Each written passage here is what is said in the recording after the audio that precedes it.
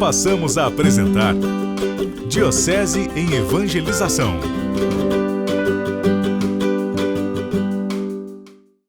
Hoje nós voltamos àquele monte sagrado desde o Antigo Testamento, onde a maravilha de Deus se mostrou. O Monte Carmelo, ele desde a época do profeta Elias é um monte especial. E já era um monte especial para todo mundo, porque ele era um monte florido. Por isso deram para esse monte esse nome, Jardim. Carmelo, na língua deles, significa jardim. É um monte ajardinado, um monte verde. Numa terra com muitos desertos, o Monte Carmelo, que fica perto do mar Mediterrâneo, é um diferencial. Já era um monte especial. Mas naquele dia, que como nós ouvimos na primeira leitura, o profeta Elias deixou claro que o único Deus verdadeiro é o nosso Deus, aquele monte se tornou sagrado. E desde o Antigo Testamento já começou esse costume de algumas pessoas se consagrarem a Deus e ir morar lá. E todo o caminho do Novo Testamento foi fazendo desse monte sempre um lugar especial. E para o povo do Antigo Testamento era sempre um lugar para olhar e perceber que Deus faz maravilhas porque Ele existe. E Deus faz maravilhas porque Ele é todo-poderoso. Ele mostra o poder da sua força e o poder da sua graça. E no meio de uma seca terrível, provavelmente o Monte Carmelo naquele ano estava seco e sem flores, porque já fazia 3 anos que não chovia. E nós temos a sorte aqui no Brasil de o dia de Nossa Senhora do Carmo sempre ser em época de seca, para a gente mais ou menos experimentar aquilo que aquele povo experimentou. Se nós já sofremos até com o nariz coçando, saindo sangue, com alergia, espirro por causa do tempo seco, imagina o que aquele povo sofreu.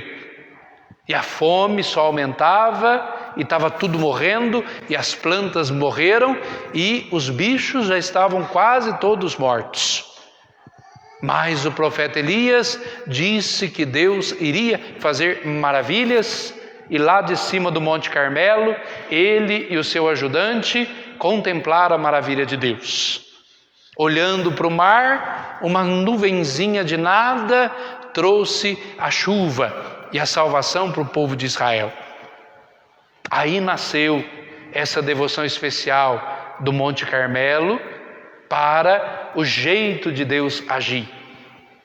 E aí depois que Jesus veio e depois que aqueles que moravam no Monte Carmelo se tornaram cristãos, porque como desde a época do profeta Elias tinha gente que morava lá e consagrou sua vida a Deus, chegou um tempo em que os missionários cristãos foram anunciar a boa notícia de Jesus para eles. E eles que eram judeus se tornaram cristãos. E conhecendo a história da fé cristã e conhecendo a história de Jesus, eles entenderam que aquela nuvenzinha que subiu do mar e parecia não resolver nada, porque é isso que o ajudante de Elias fala: olha, vai e olha para o mar porque a chuva vai vir.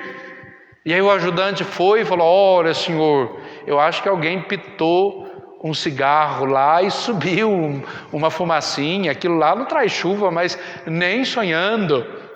O que você viu lá? Uma nuvenzinha do tamanho de uma mão, minúscula. Isso não vai trazer chuva. E aí o Elias, sempre o homem da grande firmeza na fé, diz para o seu ajudante: volta lá 7 vezes para você ver se essa nuvenzinha não vai trazer chuva, e chuva do jeito que nós precisamos. E mais chuva ainda.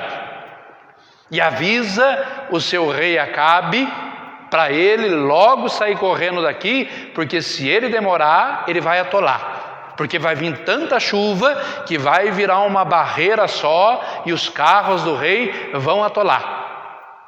E aquela nuvenzinha cresceu, se espalhou e trouxe uma chuva copiosa. Uma chuva imensa, como aquele povo precisava depois de 3 anos de seca.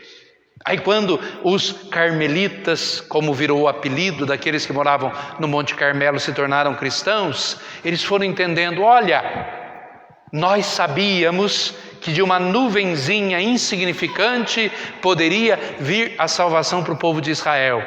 E agora nós entendemos que aquela nuvenzinha é como Nossa Senhora, uma mulherzinha insignificante de Nazaré, que todo mundo olhava e não dava nada para ela, mas dela veio a maior chuva de graças que a humanidade recebeu.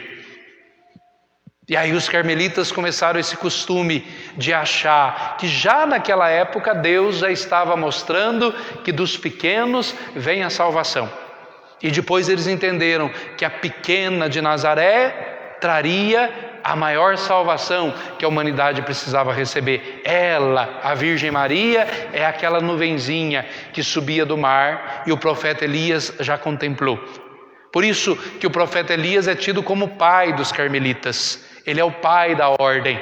Porque mesmo que ele não tenha imaginado nada do que ia ser os carmelitas de hoje, ele foi o primeiro que incentivou as pessoas a se consagrarem a Deus naquele monte.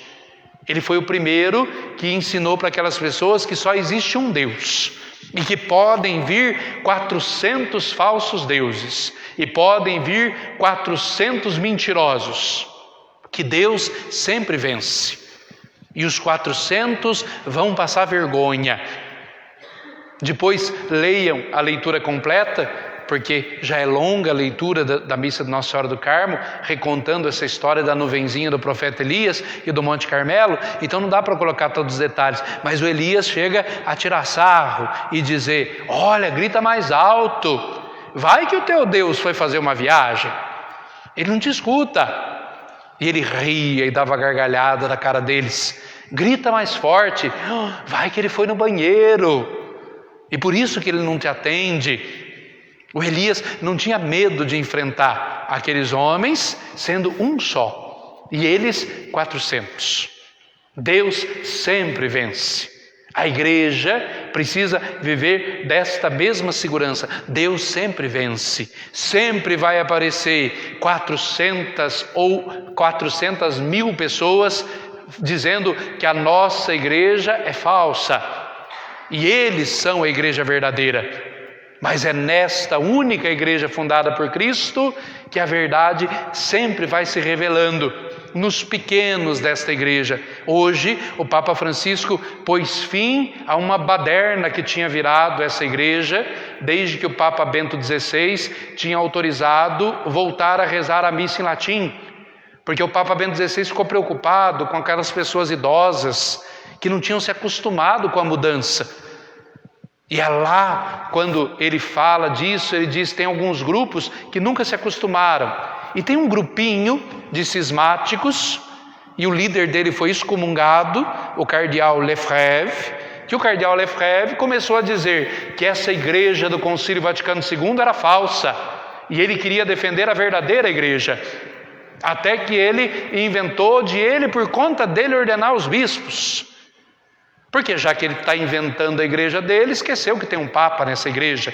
E o Papa João Paulo II, São João Paulo II, que se não fosse tantas outras coisas, só por isso já estaria no céu, o excomungou. E o expulsou da igreja. E disse claramente que o cardeal Lefebvre e os bispos que ele ordenou não faziam mais parte da igreja católica. E aqueles que concordassem com ele também estariam fora. E ali nasceu um grupo chamado Fraternidade de São Pio X. E essa Fraternidade de São Pio X também foi excomungada junto. Aí o Papa Bento XVI tentou conversar com eles para eles voltar à comunhão com a igreja católica, de verdade. E não com aquela igreja que eles enfiaram na cabeça, que tinha o seu próprio jeito de ser igreja. Papa João Paulo II já tinha conseguido e eles não deram nem bola. Papa Bento XVI os chamou e eles disseram, vamos pensar. E aí o Papa Bento XVI, para tentar dar ali uma ajuda, ele autorizou que aqueles grupos, e ele pensou naqueles grupos da Fraternidade de São Pio X, que nunca se acostumaram com a mudança da missa em latim para a missa em português, podem celebrá-la como rito extraordinário, para que aquelas pessoas voltassem à igreja e se tornassem católicas de novo. Coitado do Papa Bento XVI, levou uma facada nas costas, porque a Fraternidade de São Pio X não aceitou voltar a ser católica, não aceitou a proposta dele. E ele, que tinha pensado em voltar à missa em latim para acolher aquelas pessoas que não tinham acostumados, coitado, foi vendo que essas pessoas continuaram separadas da igreja. E começou uma molecada que nunca participou de missa em latim, uma padraiada nova, que nunca viu isso na vida, fazer um grande circo na igreja. Começou um tal de rendaiada de volta e um monte de paramento que não se usava mais. E aí o Papa foi vendo aquilo e foi vendo, será que é para isso mesmo? Aí o Papa escreveu, o Papa Bento XVI, lá no L'Osservatore Romano, o jornal que vem de Roma, ele escreveu assim: olha, precisamos prestar atenção em algumas coisas. Quem nega o valor do Vaticano II está proibido de celebrar validamente essa missa do rito extraordinário em latim. E quem nega que o concílio é válido, e quem nega que os papas são legítimos e os bispos são legítimos, também está proibido. Não adiantou nada, foi só crescendo o número de gente que começou a ir na onda do cardeal Lefebvre, e a igreja se separando. Um verdadeiro cisma foi acontecendo, inclusive em Mogi Guaçu. Muitas pessoas de Mogi Guaçu entraram nessa onda de um excomungado, que era o cardeal Lefebvre. O Papa Bento XVI até levantou a excomunhão do Lefebvre para ver se a Fraternidade de São Pio X aceitava voltar para a igreja. Ele até tirou a excomunhão como um gesto de abertura, mas não deram nem bola. Continuaram achando que eles eram a igreja verdadeira e a igreja verdadeira era falsa, como o profeta Elias e os falsos profetas de Baal. Mas Deus sempre vence, Deus sempre ganha nessa história, até que hoje o Papa Francisco perdeu a paciência. E hoje o Papa Francisco acabou com esse circo. A partir de hoje, só podem continuar celebrando essas missas aqueles grupos que entraram nisso com sinceridade e fidelidade à igreja. Qualquer manifestação, palavra ou qualquer coisa que demonstre, seja no Facebook ou seja qualquer coisa, que esses grupos não aceitam o Concílio Vaticano II, estão proibidos de celebrar a missa assim.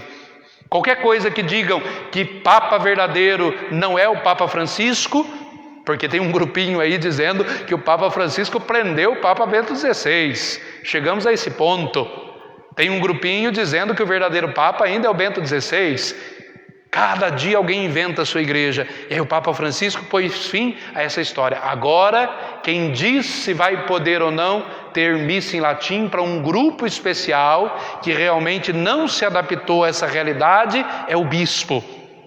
Nenhum padre mais pode sair por aí fazendo showzinho e celebrando missa em latim para ficar criando grupinhos separados na igreja.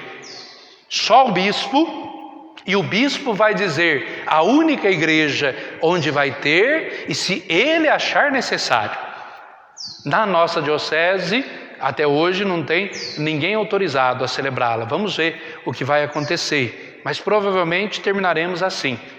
Porque a partir de hoje, nenhum padre mais pode começar a celebrá-la, a não ser se pedir autorização direto para o Vaticano.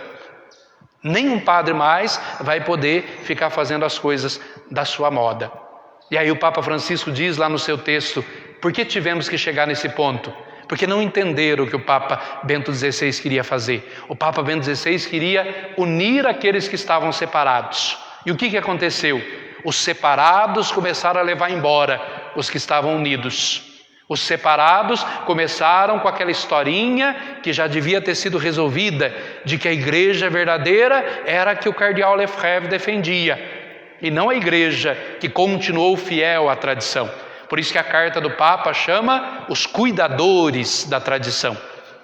Traditio custodi. Os cuidadores da tradição, o cuidado da tradição. A verdadeira tradição só está unida à verdadeira igreja iniciada com Cristo, na verdadeira sucessão dos apóstolos e no verdadeiro sucessor de Pedro, que hoje é só o Papa Francisco, nenhum mais, nem o Papa Bento XVI, que já foi o sucessor de Pedro, é hoje o sucessor de Pedro. E daqui a pouco, quando o Papa Francisco morrer ou renunciar, o seu sucessor legítimo, legitimamente eleito pelos cardeais legítimos, vai continuar sendo o sucessor de Pedro. Essa briga que a gente vê aí na primeira leitura, dos profetas falsos, de um Deus falso, e do único que defendeu o Deus verdadeiro e sai vitorioso, tem que ser uma esperança para nós. Nunca nos afastemos da igreja que se mantém fiel a Cristo e fiel à sua verdadeira tradição, com T maiúsculo, aquilo que Cristo e os apóstolos nos ensinaram. Mesmo que todo mundo esteja fazendo o maior barulho, mesmo que a internet esteja cheia de profetas de Baal, gritando, dançando, como diz a primeira leitura, que os profetas de Baal faziam, e pareça que tem um ou outro só, como o profeta Elias, defendendo a igreja de Cristo. Nos mantenhamos firmes e fiéis à igreja de Cristo.